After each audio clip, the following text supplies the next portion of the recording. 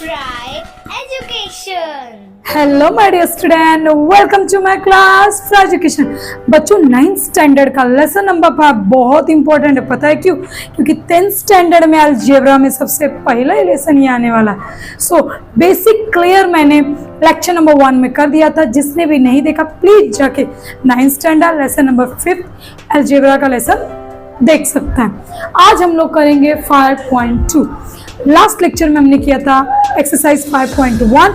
आज हम लोग करेंगे एक्सरसाइज 5.2। बच्चों अगर आप बेसिक नहीं समझ रहोगे तो अभी आपको बिल्कुल भी समझने वाला नहीं है, लेकिन फिर भी अगर आप नए हो चैनल पे तो जाके प्लीज जाके वीडियो चेकआउट कर सकते हो।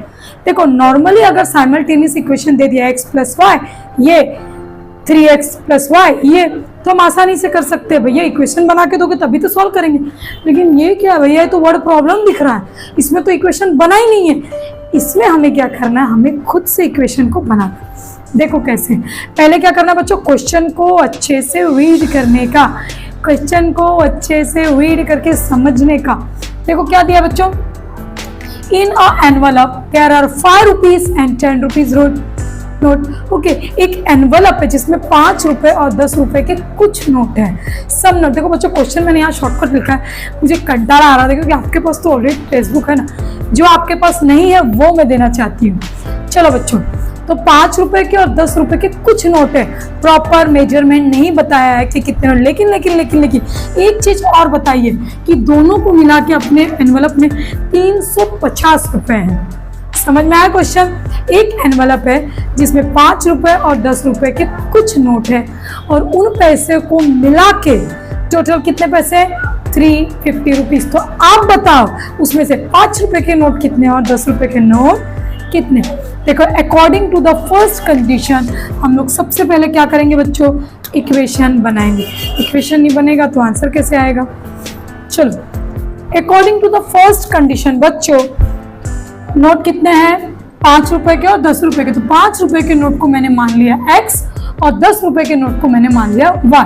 देखो मैं यहाँ नहीं लिख रही हूँ क्योंकि यहाँ पे मेरे पास स्पेस कम है, आप लिख देना, लिख सकते हो assume 5 rupees x is equal to 5 rupees और y is equal to 10 rupees.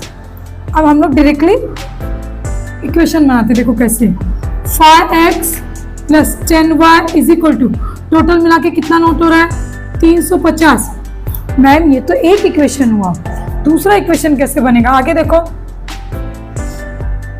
Number of 5 rupees less than 10, number of 5 rupees less than 10, यानी 10 रुपए के नोट ज्यादा है, 5 रुपए के नोट कम है।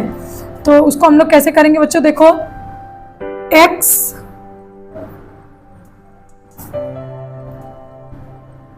Is equal to 2y minus 10। तो ये हो गया हमारा इक्वेशन 1 एंड ये हो गया हमारा इक्वेशन 2। यहाँ पे क्या बोला है बच्चों, देखो क्वेश्चन आप लोग अच्छे से देख लो पहले, है ना। The amount of the number of 5 rupees note are less by 10 the number of 10 rupees note, the find the number of 5 rupees and 10 rupees. Okay, अब हम लोग को क्या करना है, ठीक है, सेकेंड इक्वेशन। लेकिन ये इक्वेशन कंप्लीट नहीं लग रहा है, पूछो क्यों? क्योंकि इसमें कोई भी एक साइन मालूम है ना, या तो x वाला या तो y वाला हम लोग को क्या करना पड़ता था बच्चों, सेम। लेकिन यहाँ पे सेम नहीं है, तो हम लोग क्या करेंगे उसको सेम। तो मैं क्या करती हूँ, यहाँ पे 10 है, यहाँ पे 2 है, तो इससे फर्स्ट ऑफ ऑल मैं क्या करती हूँ, यहाँ पे क्या लिखा बच्चों, इक्वेशन x ना, अगर मैं यहाँ पे 5 डाल दूँ तो यहाँ पे ये साइड सेम हो जाएगी।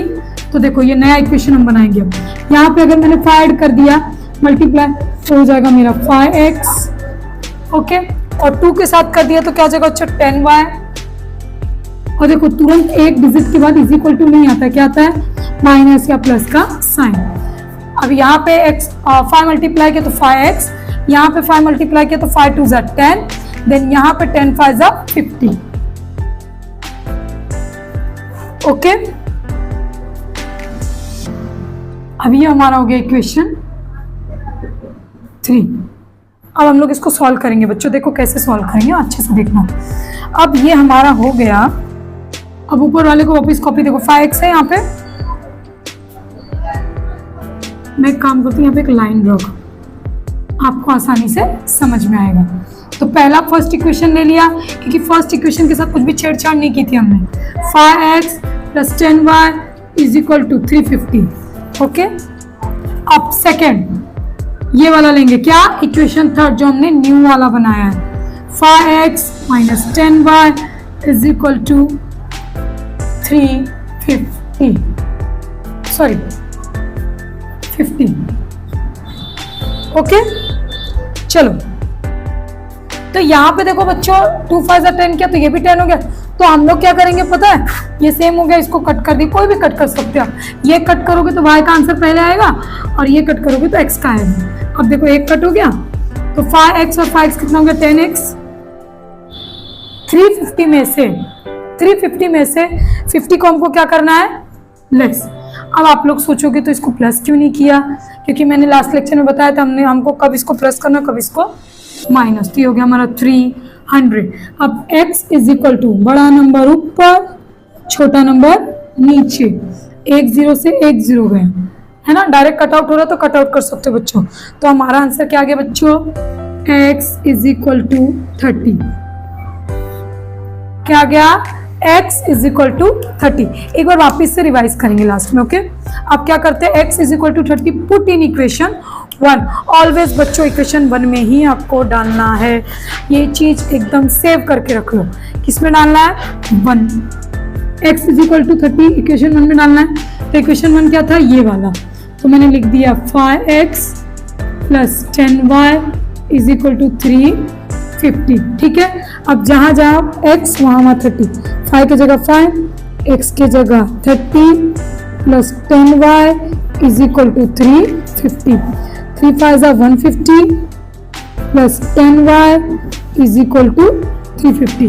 ABCD वाला एक बाजू है ना बेटा, यहाँ वाला ना बच्चों, यहाँ कर देते हैं हम लोग। ठीक है, इसके आगे कंटिन्यू। 150 5 3 150 + 10y = अब ABCD और वेरिएबल एक बाजू, तो बाजू में क्या आ जाएगा, 10y, है ना, बाजू में आ जाएगा 10y।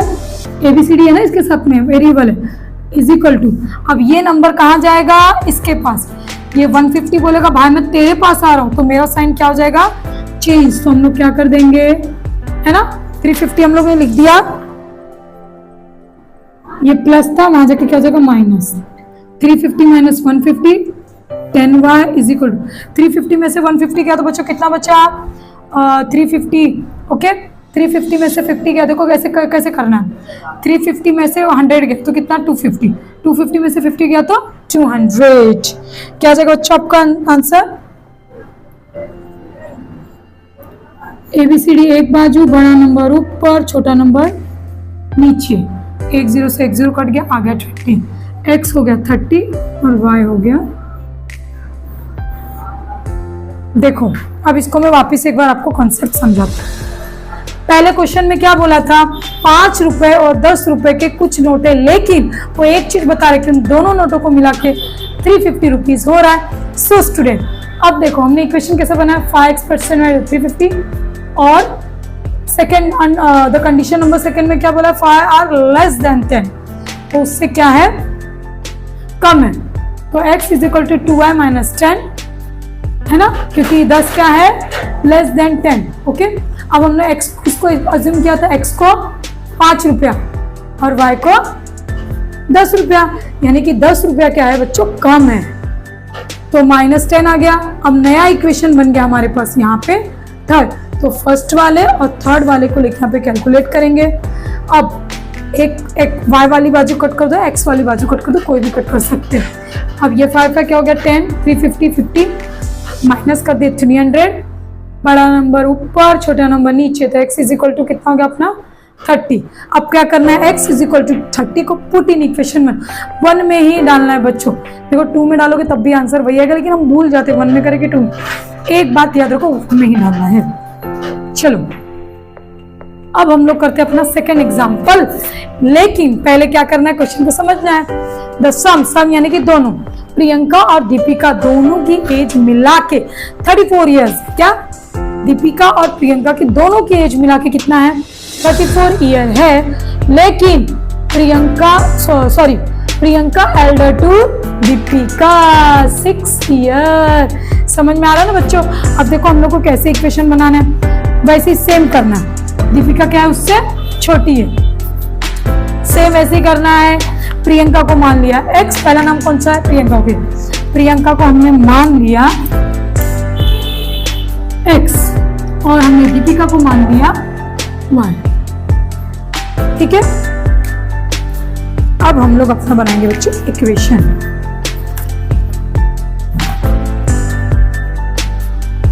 x प्लस, यानी दोनों को जोड़ के है ना, दोनों की एज को जोड़ के 34, दोनों की एज को जोड़ के 34, तो x plus y is equal to 34। लेकिन दीपिका क्या है, उससे छोटी है, तो x माइनस वाई कितने साल छोटी है, 6 ईयर। समझ में आ रहा है ना बच्चों? चलो अब इसमें से आपको देखना है कि आपको कौन सी साइड सेम करना है। x 2x is equal to 34 और 6 कितना हो गया बच्चों, 40। ठीक है, x इज इक्वल टू बड़ा नंबर ऊपर, छोटा नंबर नीचे, तो 2 से 40 को डिवाइड करो। अगर टेबल कर सकते हो तो टेबल करो, अदरवाइज हम लोग डायरेक्टली डिवाइड करके लिख सकते हैं। तो 2 जा, वो कहाँ, ये देखो 2 1 जा 2, 2 2 जा 4 और 1 0, तो x इज इक्वल टू आ गया 20। समझा? अब क्या करना है भाई, x तो हमारा निकल गया, x किसकी एज थी, प्रियंका, यानी कि प्रियंका की एज है 20 ईयर। चलो अब हमको क्या करना है बच्चों, ये लिख देना बच्चों यहाँ पे, ये इक्वेशन 1 एंड ये इक्वेशन 2। इसमें नया इक्वेशन बनाने की जरूरत क्यों नहीं पड़ी, क्योंकि इसमें हमें ऑलरेडी एक साइड सेम मिल गई। अब x is equal to 20 put in equation 1, always 1 में ही डालना है। 1 क्या लिखा देखो, x plus y is equal to 34, x plus y is equal to कितना गया बच्चों, 34। अब जहां जहां x वहां 20, जहां जहां x तो 20 plus y is equal to 34, ABCD एक बाजू, और ये बोलेगा 20 कि मैं तेरे पास आ रहा हूँ भाई, नंबर की जोड़ी, तो प्लस का क्या हो जाएगा minus, 34 minus 20 y is equal to 40। Exam में आपको सेम बच्चों ऐसे ही करना है, जब भी आपको x आंसर मिले तो आपको उसको डब्बे में बनाना और y मिले तब भी डब्बे में ड्रॉ करके दिखाना।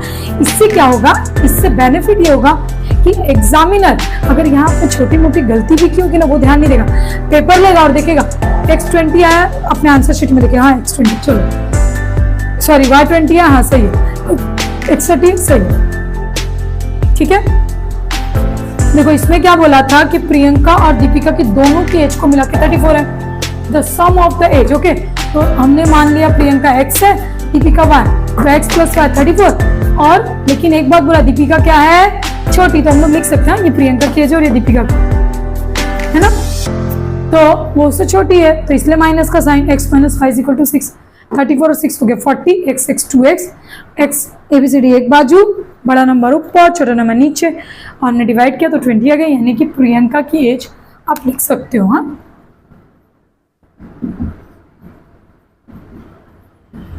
प्रियंका की एज कितनी हो गई, 20। ठीक है, और दीपिका की एज कितनी हो गई, 14, क्योंकि x is equal to 20 put in equation 1, 2 में भी डालोगे तब भी वही आंसर आएगा, और ये हमारा निकल गया दीपिका की एज। बच्चों स्क्रीनशॉट करना तो कर सकते हो, स्क्रीनशॉट करना तो कर सकते हो। ओके, आई होप बच्चों इसी तरह मुझे बहुत सारा प्यार देते रहिए, लाइक करते रहिए, और हाँ 9th स्टैंडर्ड के वीडियो के साथ साथ हम 10th स्टैंडर्ड के वीडियो और ऑल्सो ग्रामर के वीडियो भी बनाते हैं। जिसे इंटरेस्ट है फ्रा एजुकेशन जाए और प्लेलिस्ट है ग्रामर की, वो सारे ग्रामर को देख के चेकआउट कर सकता है, क्योंकि इंग्लिश का ग्रामर एक सोल है। जैसे हम इंसान बिना आत्मा के नहीं रह सकते, इसलिए ग्रामर इंग्लिश का सोल है। अगर आपको इंग्लिश में अच्छा बनना है तो आपको ग्रामर को परफेक्ट करना पड़ेगा, और वो परफेक्ट हो सकता है सिर्फ और सिर्फ फ्रा एजुकेशन के साथ। Bye bye.